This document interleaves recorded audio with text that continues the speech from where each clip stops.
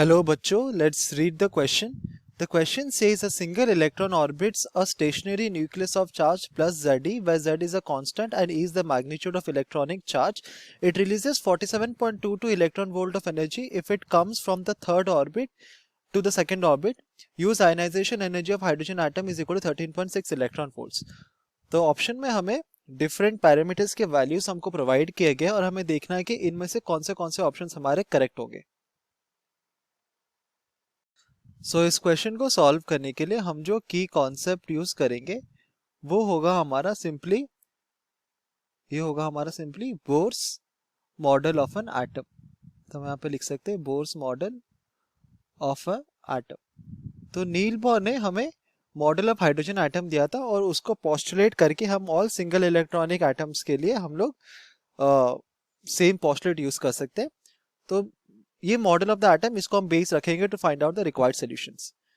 तो क्वेश्चन में कहा गया कि अगर हमारे पास एक एटम है जिसका एटॉमिक नंबर हमको दिया गया है Z, तो Z यहाँ पर क्या रिप्रेजेंट करता है? वो रिप्रेजेंट करता है हमारा एटॉमिक नंबर. और हमें कहा गया है कि हमारा जो आयनाइजेशन एनर्जी होगा हाइड्रोजन एटम का वो है 13.6 इलेक्ट्रॉन वोल्ट्स. तो ये जो होता है ये सिंपली होता है आयनाइजेशन एनर्जी. आयनाइजेशन एनर्जी मतलब हमारे ground state n is equal to 1 से n is equal to infinity तक इलेक्ट्रॉन के फर्स्ट ऑर्बिट से इनफाइनाइट ऑर्बिट तक लेने के लिए, कि मतलब बेसिकली हमको उस एटम से बाहर निकालने के लिए जितना एनर्जी चाहिए होता है इलेक्ट्रॉन को, वो होता है हमारा आयनाइजेशन एनर्जी. तो हमें कहा गया कि अगर इस गिवन एटम के थर्ड ऑर्बिट से second orbit, so from n is equal to 3 से n इज इक्वल टू 2 तक जब हमारा इलेक्ट्रॉन मूव करता है, देन हमारा जो एनर्जी रिलीज होता है वो हमको दिया गया है इक्वल टू 47.22 इलेक्ट्रॉन वोल्ट. तो हम कह सकते हैं कि जो चेंज इन एनर्जी, कि जितना एनर्जी हमको रिक्वायर्ड है डेल्टा E, वो हमको दिया गया है E3 माइनस ऑफ E2, ये होता है इक्वल टू 47.2 इलेक्ट्रॉन वोल्ट. ठीक है. और हमें पता है कि for a given single electron atom, energy of the electron in the nth orbit is equal to minus of z square rhc by n square. ये होता है हमारा वैल्यू. ठीक है. तो nth ऑर्बिट में इलेक्ट्रॉन का ये होता है एनर्जी. तो अगर हमको जो एनर्जी हमारा रिलीज हुआ है अगर इतना है तो हम इसको क्या लिख सकते हैं? तो E3 को हम लिख सकते हैं क्या? Minus of Z square R H C को अगर हम कॉमन लेंगे तो ये हो जाएगा माइनस ऑफ 1 बाय एन. तो ये हो जाएगा n3 square. So n is equal to, मतलब हमारा बेसिकली ये n इनिशियल होगा, फाइनल नहीं होगा, ये इनिशियल होगा क्योंकि इनिशियल स्टेट इसका 3 है. तो हम यहाँ पर लिख सकते हैं ये हो जाएगा n इनिशियल का स्क्वायर माइनस ऑफ, और ये होगा हमारा minus of 1 by n final का स्क्वायर. ठीक है. और ये हो जाएगा हमारा इक्वल टू 47.2 इलेक्ट्रॉन वोल्ट. तो अगर इसको हम कैलकुलेट करेंगे तो हमको मिलेगा minus of Z square multiplied by R H C is equal to, और इसको अगर हम कैलकुलेट करेंगे तो ये प्लस हो जाएगा, तो ये जगह 1 n फाइनल माइनस ऑफ का whole square 1 by n initial का whole square is equal to 47.2. तो अगर इसको अब हम कैलकुलेट करेंगे तो हमको मिलता है simply this is equal to, actually ये दोनों वैल्यूज हमारे प्लस हो जाएंगे अंदर के वैल्यूज, क्योंकि हम माइनस जेड स्क्वायर को कॉमन ले रहे हैं. तो ये हो जाएगा, अब ये वाला हमारा सही है और यहाँ से माइनस हमारा कट हो जाएगा. ठीक है. तो हमको मिलेगा क्या? 47.2 electron volt of energy is equal to Z square R H C. तो एन फाइनल हमारा क्या है? फाइनल हमारा स्टेट है एन फाइनल हमारा 2 है, एन इनिशियल हमारा 3 है. तो हो जाएगा 1 बाय 4 माइनस ऑफ 1 बाय 9, जो कि हमको देता है Z square R H C multiplied by 5 by 36. ठीक है. और ये जो हमको क्वेश्चन में दिया गया था ना 13.6 इलेक्ट्रॉन वोल्ट आयनाइजेशन एनर्जी, ये होता है equal to Z square RHC, sorry सिर्फ RHC का वैल्यू हमारा होता है यहाँ पर इक्वल टू h, यहाँ पर है हमारा प्लैंक्स कांस्टेंट, d हमारा स्पीड ऑफ लाइट है, r हमारा रेडबर्ग कांस्टेंट होता है। अगर इन तीनों टर्म्स को, कांस्टेंट टर्म्स को हम मल्टीप्लाई करेंगे तो हमको मिलता है 13.6 इलेक्ट्रॉन वोल्ट। ठीक है, तो अब हम क्या कर सकते हैं, अब हम इसको सब्स्टिट्यूट करेंगे तो हमको मिलेगा 47.2 इज इक्वल टू, तो ये क्या हो गया, z square multiplied by 13.6 multiplied by 5/36, इससे हमको क्या मिलेगा, z square is equal to, अगर इसको हम कैलकुलेट करेंगे तो हमको मिलेगा 25 या z इज इक्वल टू 5। तो हमारा जो गिवन एटम है उसका एटॉमिक नंबर हमको मिल गया, वो है इक्वल टू 5। अभी सेकंड ऑप्शन में हमको कहा गया है कि, बी ऑप्शन में हमको कहा गया है कि हमारा जो वेवलेंथ होगा ऑफ द इलेक्ट्रोमैग्नेटिक रेडिएशन, जिसको जितना जो हमको रिक्वायर्ड है to remove the electron from the first orbit to infinity, basically हमारा जो आयनाइजेशन एनर्जी होता है, तो अगर from n is equal to 1 से n is equal to infinity तक इलेक्ट्रॉन ग्राउंड स्टेट से अगर हम इन्फिनिटी तक लेके जाते हैं तो हमारा जितना अमाउंट ऑफ एनर्जी रिक्वायर्ड होता है डेल्टा E, वो कितना हो जाएगा, ये हो जाएगा simply equal to E infinity minus E1। ठीक है, और इसको हम क्या लिख सकते हैं, E इन्फिनिटी को हम क्या लिख सकते हैं, minus of z square multiplied by RHC whole divided by n infinity का square minus of z square RHC n1 square. तो हमको ये जो एनर्जी मिलता है ये कितना हो जाता है, तो अगर हम z square multiplied by RHC को कॉमन ले जाएंगे तो हमको मिलेगा, this is equal to simply, तो 1 by n1 square minus of n infinity square. So ये क्या हो जाएगा, हम सिर्फ अगर ब्रैकेट का पार्ट ले तो ये हो जाएगा 1 by 1 minus of 1 by 0, that is equal to basically 1 हो जाता है। ठीक है, तो हमको क्या मिलता है, delta E is equal to z square multiplied by RHC। RHC का वैल्यू हमने फाइंड आउट किया था, कितना था, 13.6 इलेक्ट्रॉन वोल्ट, और z हमारा 5 है तो ये जाएगा 25 मल्टीप्लाइड बाय 13.6 इलेक्ट्रॉन वोल्ट। तो अगर इसको हम कैलकुलेट करेंगे तो हमको जो एनर्जी रिक्वायर्ड है डेल्टा E, वो हो जाता है इक्वल टू 340 इलेक्ट्रॉन वोल्ट। तो हमारा जो इनकमिंग रेडिएशन होगा उसका एनर्जी होना चाहिए 340 इलेक्ट्रॉन वोल्ट। तो हमारा जो एनर्जी होता है रेडिएशन का वो कितना होता है, hc बाय लैम्डा, ये h होगा यहाँ पर, इसको हम करेक्ट कर सकते हैं, ये हमारा हो जाएगा h यहाँ पर, तो hc by lambda is equal to 340 electron volt होगा। तो इसको अब हम क्या लिख सकते हैं,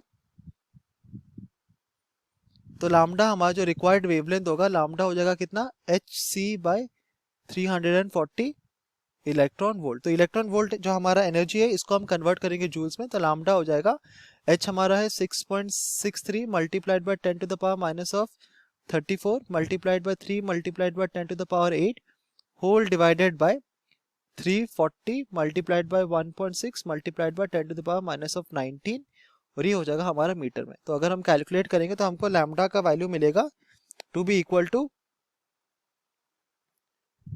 तो हमको बेसिकली इसको पिकोमीटर में फाइंड आउट करना है, तो ये होगा हमारा 36.056 multiplied by 10 to the power minus of 10 metre, ये -10 होगा यहाँ पर, मतलब ये एंगस्ट्रॉम में हम लोग लिख रहे हैं, माइनस ऑफ 10 मीटर।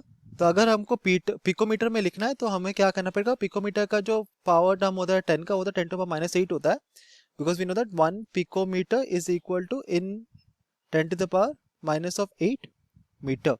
तो अगर इसे हमें 10 टू द पावर -8 फॉर्म में लेके आना है तो हमको इसमें 100 मल्टीप्लाई करने पड़ेगा, तो हमको मिलेगा lambda is equal to 3605.6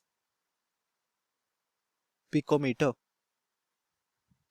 3605.6 picometre, ये हमारा रिक्वायर्ड वेवलेंथ होगा, ताकि हमारा जो इनकमिंग रेडिएशन है, हमारा जो रेडिएशन गिरेगा, अगर इसका वेवलेंथ इतना होगा विच इज 3605 0.6 पिकोमीटर, तब जाके हमारा जो इलेक्ट्रॉन है वो n इज इक्वल टू 1 से n is equal to infinity तक मूव करेगा। अब हम अगर ऑप्शन सी को देखेंगे तो हमें पता है कि the radius of the nth orbit for hydrogen या हाइड्रोजन लाइक आइटम के लिए जो होता है वो कितना होता है, वो होता है simply epsilon not h square n square whole divided by pi m ZE square. तो अगर हम फर्स्ट ऑर्बिट के लिए निकाल रहे हैं तो अगर हमारे गिवन एटम का हमारा एटॉमिक नंबर है 5 और फर्स्ट ऑर्बिट का अगर हम रेडियस निकाल रहे हैं तो रेडियस हमारा कितना हो जाएगा, ये हो जाएगा simply epsilon not h square by pi m E square multiplied by 1 by z। और ये जो हमारा क्वांटिटी होता है ये हमारा होता है बोर्स रेडियस, मतलब ये हमारा बेसिकली हाइड्रोजन एटम का जो पहला ऑर्बिट होता है उसका रेडियस होता है। और this is equal to 5.3 multiplied by 10 to the power minus of 11 metre. Hydrogen atom के पहले ऑर्बिट का ये रेडियस होता है जिसको हम बोर्स रेडियस कहते हैं। तो अब हमारा रेडियस, रिक्वायर्ड रेडियस कितना हो जाएगा, रेडियस हो जाएगा simply equal to 5.3 multiplied by 10 to the power minus of 11 divided by 5 in metre. और इसको अगर हम कैलकुलेट करेंगे तो हमको मिलेगा this is equal to basically ये हमारा आंसर आ जाएगा 1.06 multiplied by 10 to the power of minus 11 metre. और अगर इसको हमको पिकोमीटर के फॉर्म में लिखना है तो ये हमारा आएगा, इस पिकोमीटर के फॉर्म में लिखने के लिए हमको इसमें 10 टू द पावर माइनस 8 मतलब हम रेडियस को 1000 मल्टीप्लाई करेंगे और 1000 डिवाइड करेंगे। सो वह 1.06 multiplied by 10 to the power of 3 divided by 10 to the power of minus 3।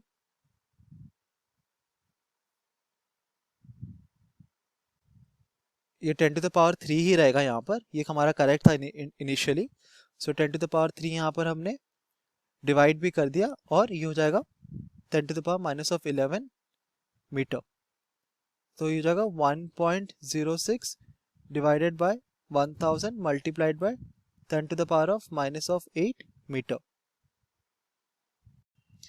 हम यहाँ पर एक करेक्शन करेंगे, हमारा पिकोमीटर के टर्म में लिखा है, पिकोमीटर के टर्म में मतलब हमको -12 के टर्म में इसको लिखे आना पड़ेगा, क्योंकि 1 picometre is equal to 10 to the power minus of 12 metre होता है। हम यहाँ पे इसको मेंशन कर सकते हैं 1 picometre is equal to 10 to the power of minus of 12 metre. और हमको जो रेडियस मिला था ये था 1.06 multiplied by 10 to the power minus of 11 metres. तो अगर इसको हमें पिकोमीटर के फॉर्म में कन्वर्ट करना है तो हम क्या करेंगे इसमें, तो ये जगह 1.06 multiplied by 10 multiplied by 10 to the power minus 11 divided by 10। तो ये हमारा पिकोमीटर के फॉर्म में आ जाएगा। तो हमारा रेडियस का फाइनल वैल्यू मिलता है to be equal to 10.6 picometre. तो ये हो जाता है हमारा गिवन एटम के फर्स्ट ऑर्बिट का रेडियस। ऑप्शन नंबर 4 में हमें पूछा गया है एंगुलर मोमेंटम कितना होगा इलेक्ट्रॉन का इन द फर्स्ट ऑर्बिट। तो हमें पता है कि nth ऑर्बिट में फॉर हाइड्रोजन या हाइड्रोजन लाइक आइटम के लिए nth ऑर्बिट का जो एंगुलर मोमेंटम होता है, तो हम यहाँ पे मेंशन कर सकते हैं इसका जो एंगुलर मोमेंटम होता है वो होता है L is equal to NH by 2 pi. ठीक है, तो अगर हमको फर्स्ट ऑर्बिट में निकालना है तो हम क्या करेंगे, N is equal to 1 put करेंगे तो ये हो जाएगा H बाय 2 पाई। तो H हमारा यहाँ पर प्लैंक्स कांस्टेंट है, तो this is 6.63 multiplied by 10 to the power minus 34 whole divided by 2 multiplied by 3.14। और ये जगह हमारा इन जूल्स पर सेकेंड। तो अगर इसको हम कैलकुलेट करेंगे तो हमें एंगुलर मोमेंटम का वैल्यू मिलेगा 1.05 multiplied by 10 to the power minus of 34 joule second. तो हम देखते हैं कि हमारे गिवन ऑप्शंस में से ऑप्शन ए, ऑप्शन बी और ऑप्शन ए, ऑप्शन सी और ऑप्शन डी हमारे करेक्ट ऑप्शंस है. That is the value of z is 5, the wavelength of electromagnetic radiation required. तो ये ऑप्शन हमारा करेक्ट नहीं होगा, तो इसको हम इरेज कर सकते हैं. ऑप्शन ए हमारा करेक्ट है, ऑप्शन सी हमारा करेक्ट ऑप्शन है और ऑप्शन डी हमारा करेक्ट ऑप्शन है. Hope you understood it well. Best of luck.